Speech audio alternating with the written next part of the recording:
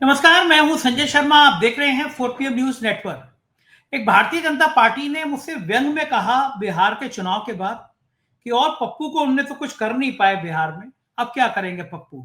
मैं तो पहले ही कहता था पप्पू फेल। राहुल गांधी को पप्पू नाम से बदनाम करने के लिए हजारों करोड़ रुपए फूंक दिए गए, लेकिन मैंने उनसे कहा कि इसी पप्पू ने जब कन्याकुमारी से कश्मीर तक की पदयात्रा निकाली, भारत जोड़ो अभियान चलाया, तो मोदी जी बहुमत से दूर रह गए। नीतीश और नायडू की बैसाखियों पर टिक गए, चेहरा तमतमा गया, रोशनी चली गई, चेहरे की रोशनी चली गई और संतुलन गड़बड़ा गया। तो ये पप्पू का कमाल है। लेकिन बिहार चुनाव के बाद फिर से एक बार राहुल गांधी को टारगेट करने की कोशिश की जा रही है।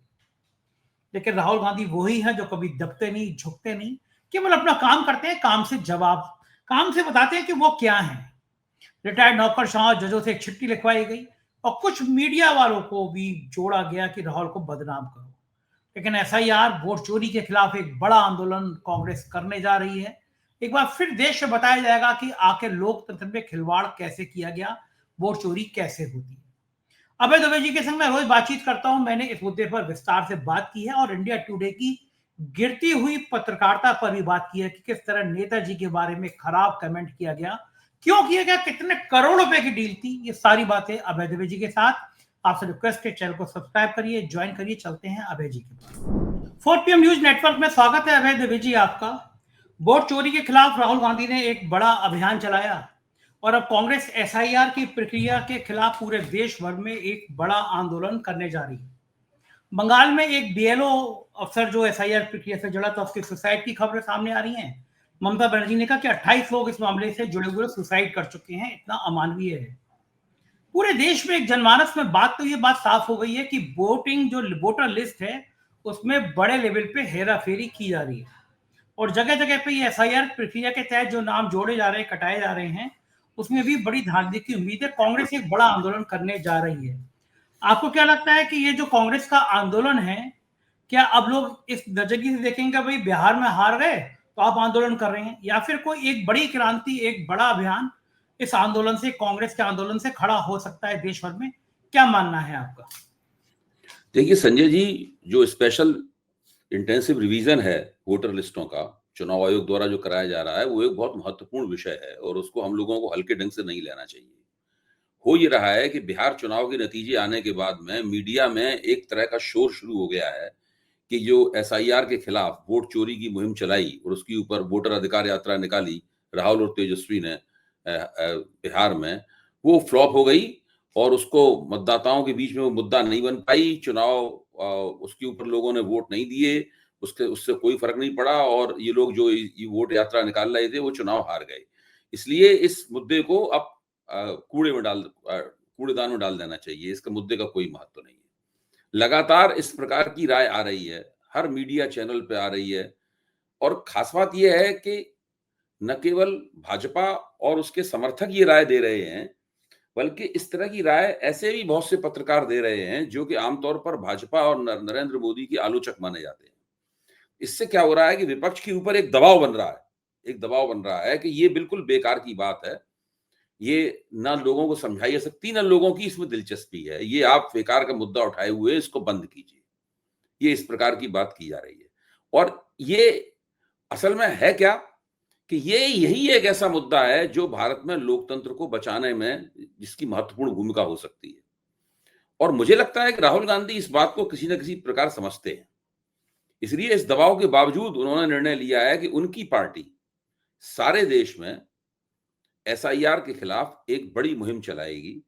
उसके उन्होंने कल अ, 12 राज्यों से अपने पदाधिकारियों को बुलाया, जिसमें उनके प्रदेश अध्यक्ष थे, जिनमें उनके विधायक दल के नेता थे, महामंत्री लोग थे, वरिष्ठ नेता थे। इन सबको बुलाया और उन लोगों ने 2.5-3 घंटे तक आपस में बातचीत करके एक निर्णय लिया, एक नीतिगत निर्णय लिया और एक कार्यक्रम भी बनाया और उस कार्यक्रम को घोषित भी किया। उन्होंने कहा कि हम रामलीला मैदान में एक बड़ी रैली करेंगे इस सवाल के ऊपर, इसके खिलाफ, और उसमें चुनाव आयोग को की पोल खोलेंगे। उसके बाद में गुजरात के जो चारों जोन हैं वहां से एक यात्रा निकालेंगे। मतलब वो एक बड़ा कार्यक्रम उन्होंने लिया है। इसका सीधा मतलब ये है कि राहुल गांधी अगर ये योजना सफल होती है, तो राहुल गांधी ये चाहेंगे कि सारा विपक्ष एसआईआर के सवाल के ऊपर भाजपा के खिलाफ और भाजपा और चुनाव आयोग की जो साठगांठ है, जो पार्टनरशिप चल रही है, उसके खिलाफ गोलबंद हो। गोलबंद होकर सारे देश में ये मुहिम चलाई जाए। अच्छा, जो हमारे पत्रकारगण हैं, चाहे पक्ष के हों, चाहे विपक्ष के हों, वो इस बात को इस तरीके से पेश कर रहे हैं जैसे कि जो वोटर अधिकार यात्रा थी, वो एसआईआर के सवाल को एक चुनावी मुद्दे के रूप में पेश कर रही थी। नहीं, वो एसआईआर को चुनावी मुद्दे के रूप में पेश नहीं कर रही थी। ये कभी नहीं कहा गया कि लोग एसआईआर होगी कि नहीं होगी इस सवाल के ऊपर अपना वोट दें। ऐसा तो पूरी यात्रा में कभी नहीं कहा गया।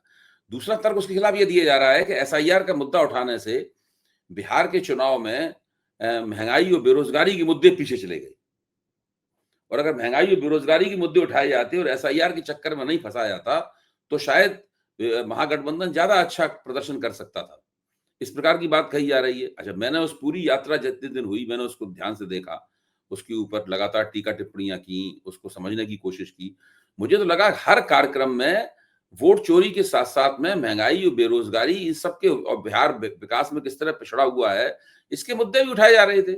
ऐसा तो कभी कोई कार्यक्रम नहीं हुआ इसके अंदर ये सब बातें ना की गई हों। ये बात भी गलत की जा रही है।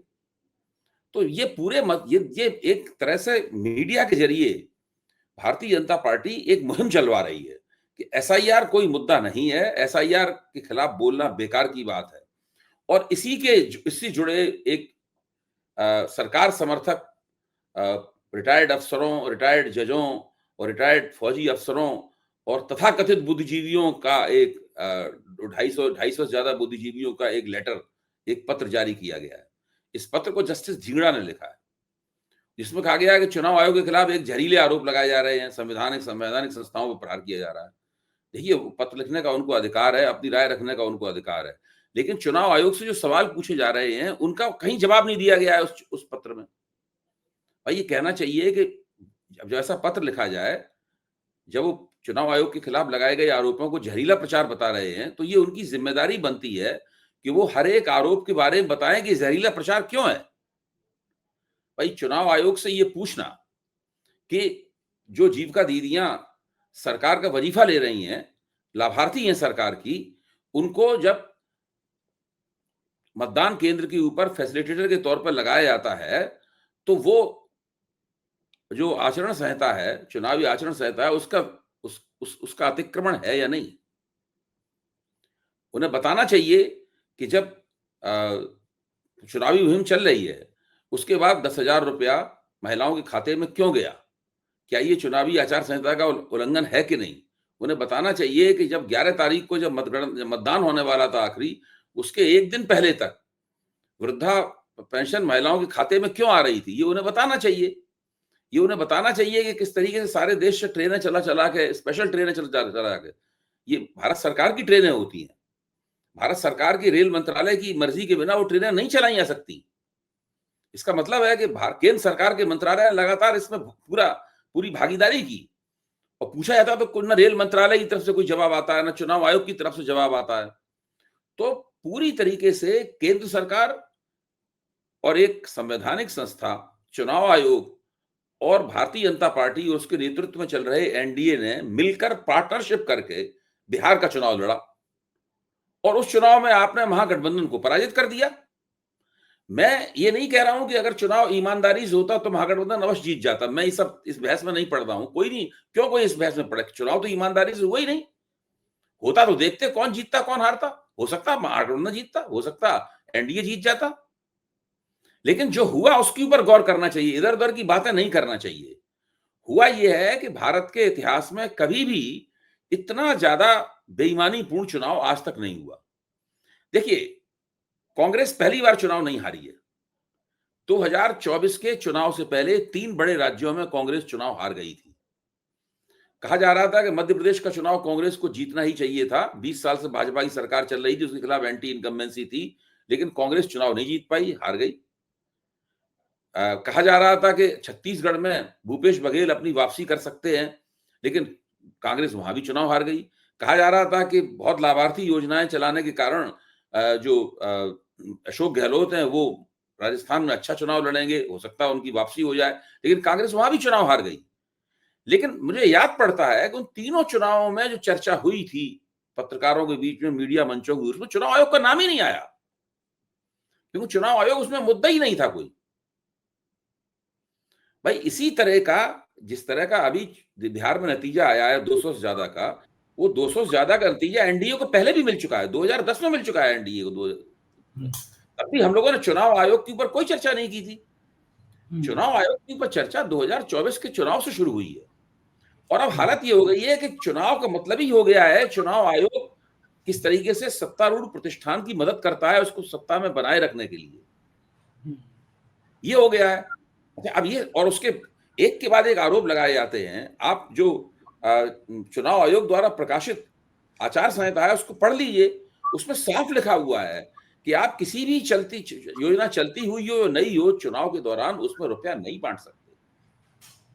आप मतदाताओं को मतदान केंद्र, उनके घर से मतदान केंद्र तक नहीं ला सकते, साफ लिखा हुआ। और यहाँ तो हजारों किलोमीटर दूर से ट्रेनों में भर भर के लाया जा रहा है, और खुद ऐसी बात भी नहीं कि चुपचाप लाया जा रहा है कोई जवाब। भाजपा के नेता जो है वो प्लेटफॉर्मों पर खड़े हुए दावे कर रहे हैं कि हम कर रहे हैं, ये हमने दिए हैं इनके किराए के पैसे पूरे, जब इन्होंने कहा कि हमें जाना है तो हमने इनके लिए ट्रेन का इंतजाम किया, वो खुद ही कह रहे हैं।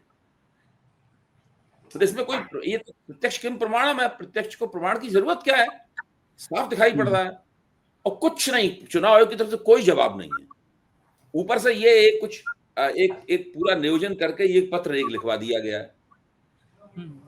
तो ये जो पूरी परिस्थिति है, ये परिस्थिति बता रही है कि भारतीय लोकतंत्र बहुत बड़े संकट में है, और इसी संकट को सोचकर राहुल गांधी ने तय किया है कि कोई कुछ भी कहता रहे, कोई भी बहस चलाता रहे, कोई नैरेटिव चलाता रहे, हमें इसी सवाल के ऊपर अपना फोकस देना है, इसी सवाल पर संघर्ष करना है।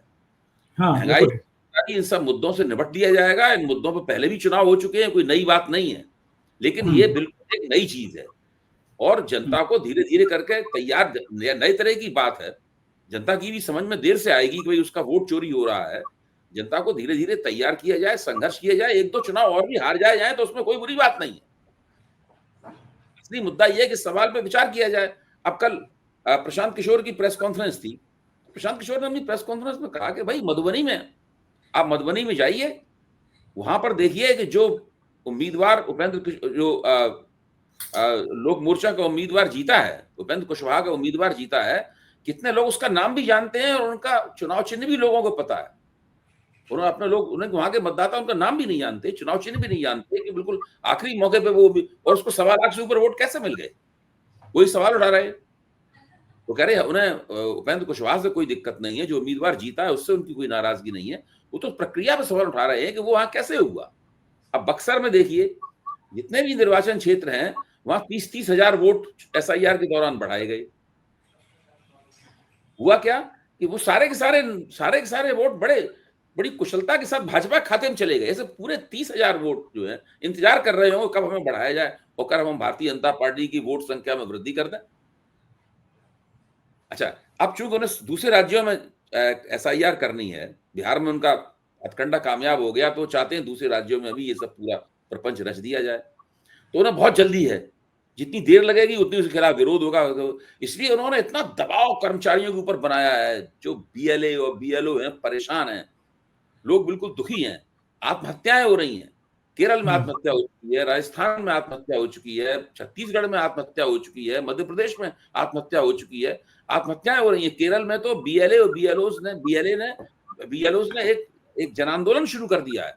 उन्होंने एक उसमें फांसी के फंदे लटका के अपना सिर उसमें डाल के तस्वीरें खिंचाई हैं। ये स्थिति है।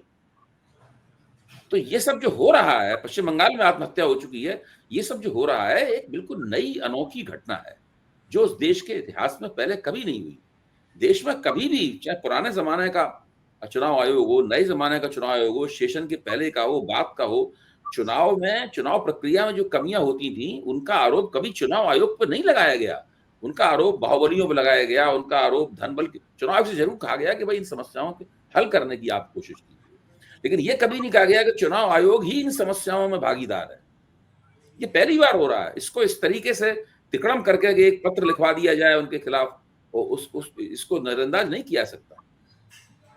बिल्कुल ठीक कह रहे हैं कि ये एक गंभीर घटना तो है। अगर इस लेवल तक मामला आ जाए, दबाव में कर्मचारी आत्महत्या करने लगे, इसका मतलब एक बड़ी साजिश, बड़ा खेल तो है देश में। लेकिन एक बड़ा सवाल यह है कि क्या राहुल गांधी कर पाएंगे? कांग्रेस के भीतर भी आप जानते हैं बड़े बड़े नाम हैं जो एन टाइम पे जिस समय साथ देना चाहिए उस समय सांप की तरफ फुफकारते हैं। कुछ बहुत बड़े चर्चित नाम हैं, मैं कुछ एक आध का नाम नहीं बताऊंगा, कई सारे नाम हैं कांग्रेस के भीतर।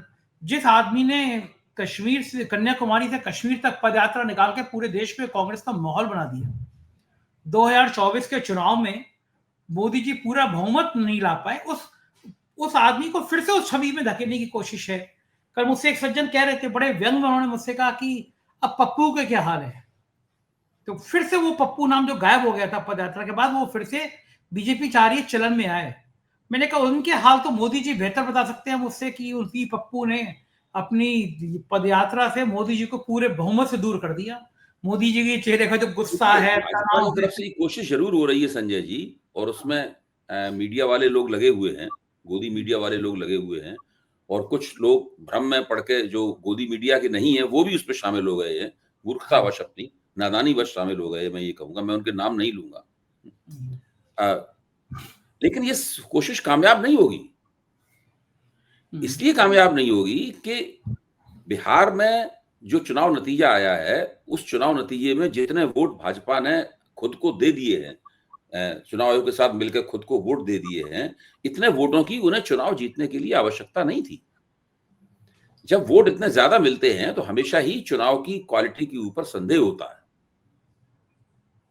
और जो लोग बिहार गए थे और बिहार में उन्होंने दौरा वगैरह किया था, वो जानते थे कि किसी भाजपा के, नीतीश के खिलाफ लहर नहीं थी तो नीतीश के पक्ष में भी कोई लहर नहीं थी। एक हमदर्दी की भावना थी कि नीतीश जी का आखिरी चुनाव है, इसलिए तो ये, इसका मतलब ये नहीं था कि इतने ज्यादा भाजपा को वोट प्राप्त हो जाए, इतने वोट प्राप्त हुए हैं। कोई ना इतने बड़े बड़े अंतरालों से जिस तरह वो जीते हैं उसकी भी कोई आवश्यकता नहीं थी। भाजपा ने ये ओवरकिल किया है, और ये ओवरकिल ही इस पूरे चुनाव नतीजे के ऊपर शक का साया डाल रहा है।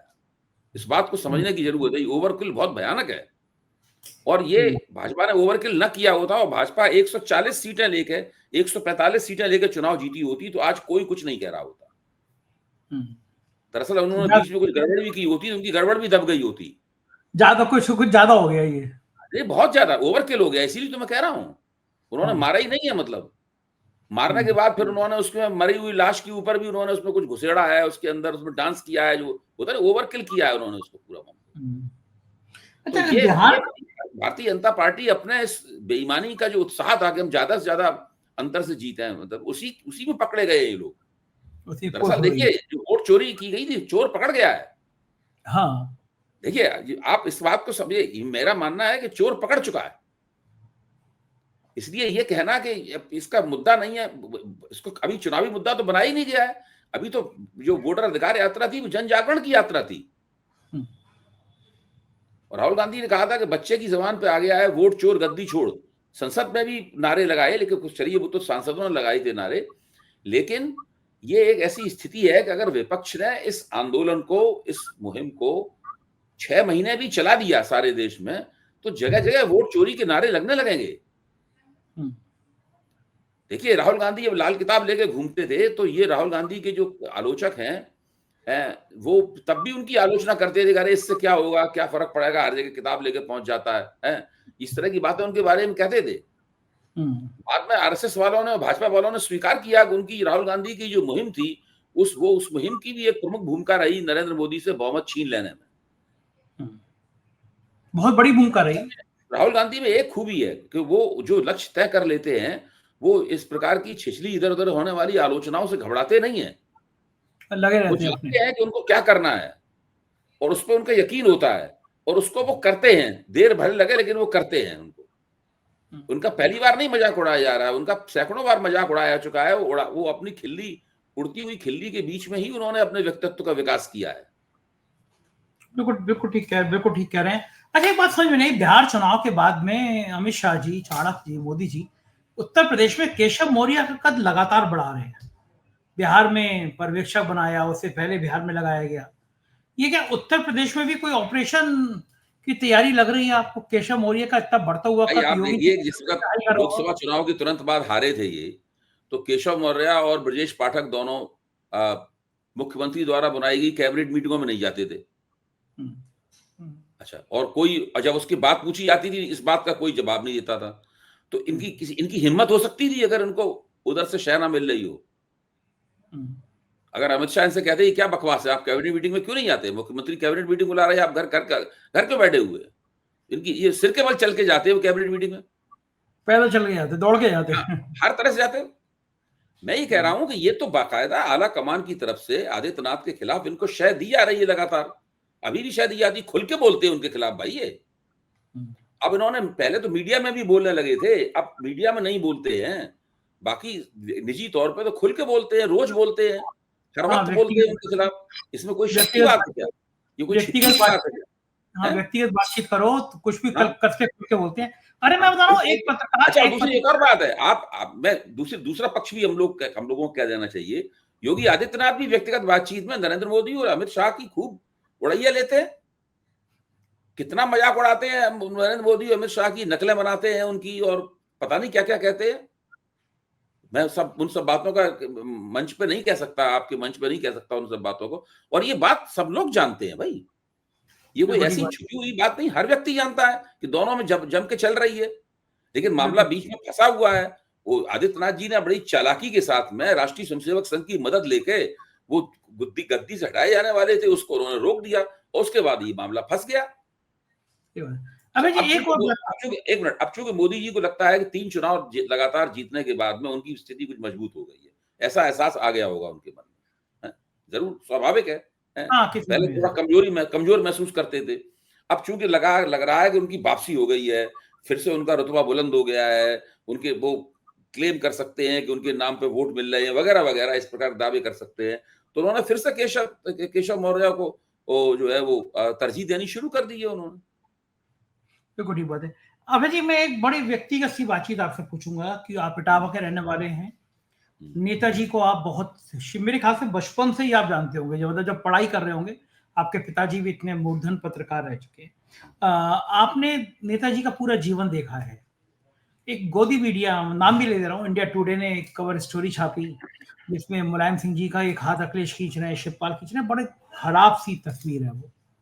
और भाव वो है कि गांधारी ने का श्राप था कि यदुवंश खत्म हो जाएगा, तो अब यही हाल हो रहा है। और अखिलेश यादव आमतौर पे मीडिया पे ऐसी तीखी प्रतिक्रिया देते नहीं है जितनी तीखी प्रतिक्रिया उन्होंने दी है, और उन्होंने कहा है कि ये शर्मनाक है। अब मैं भी मानता हूं कि अगर ईमानदारी है तो आज इंडिया टुडे ग्रुप ये घोषणा कर दे कि पिछले 11 सालों में उसने किस राज्य से कितने करोड़ रुपए कमाए हैं। उत्तराखंड का रिकॉर्ड आया था सामने, जरा सा छोटा सा राज्य है, करोड़ों रुपए के विज्ञापन मिले।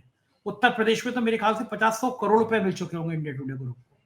और ये बात बिल्कुल सामने, अब सब जान गए हैं, जो मुख्यमंत्री ज्यादा पैसे दे देता है वो नंबर 1 पे आ जाता है कि इसका काम बड़ा अच्छा है। लेकिन आप करो सत्ता की चाकरी, आप बन जाओ गोदी मीडिया, आप अपने आज तक पे हिंदू मुसलमान के शो चलाते रहो, जहर उगलते रहो।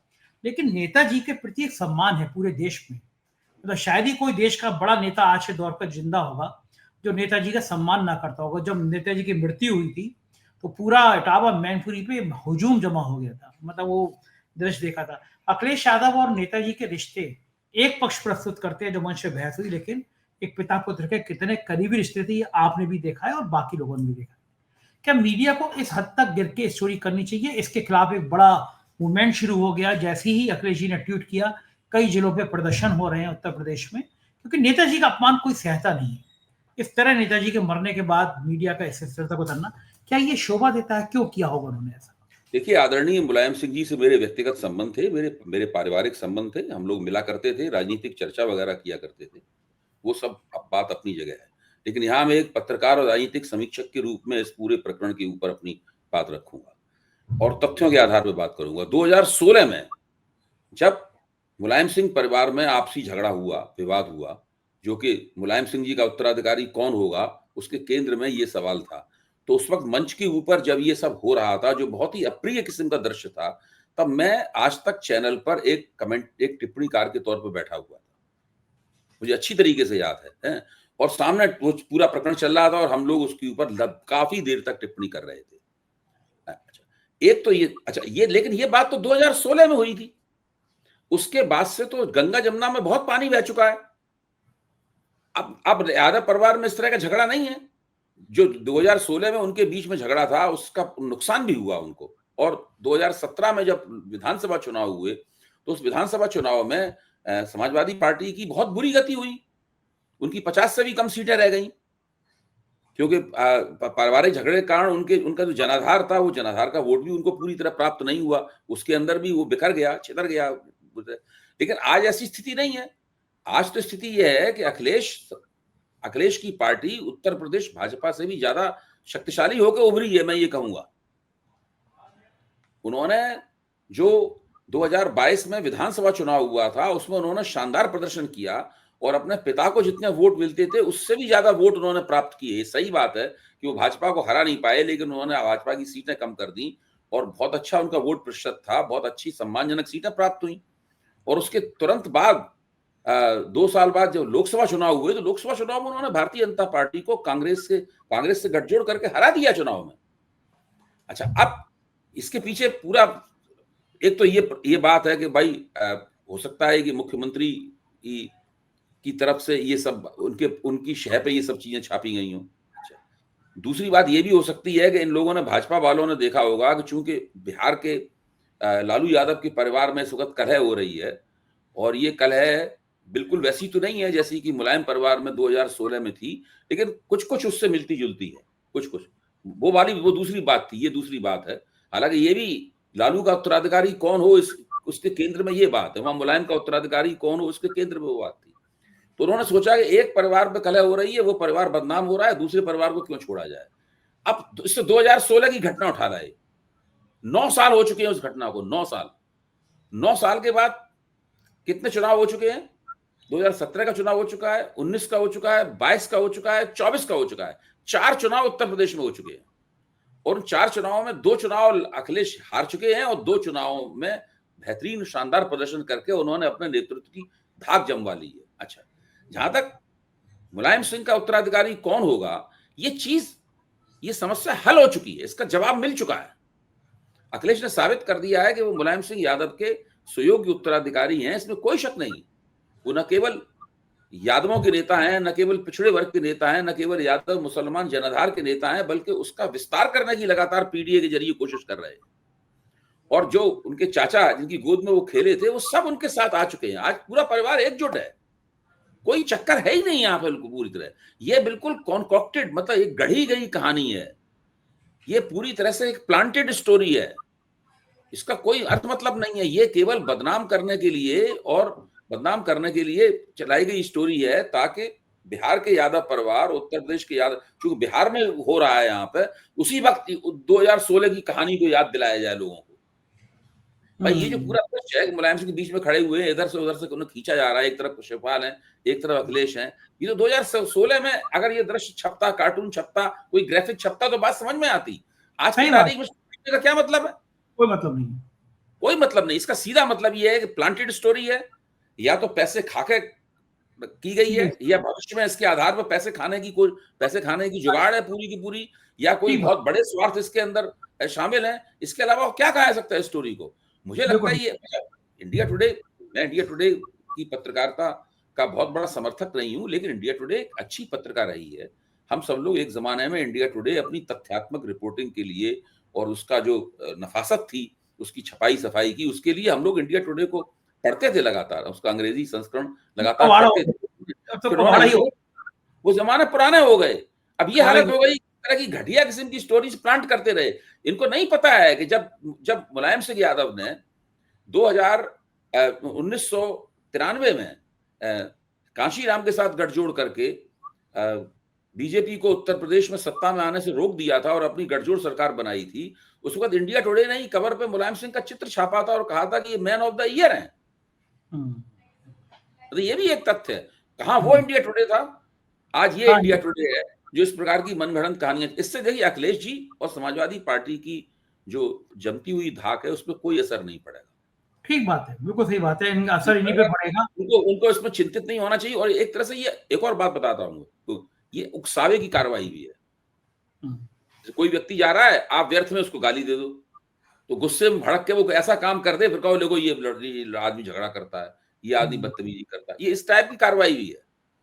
इसको कहते हैं चलते बैल को अरही लगाना, देहात में कहावत होती है।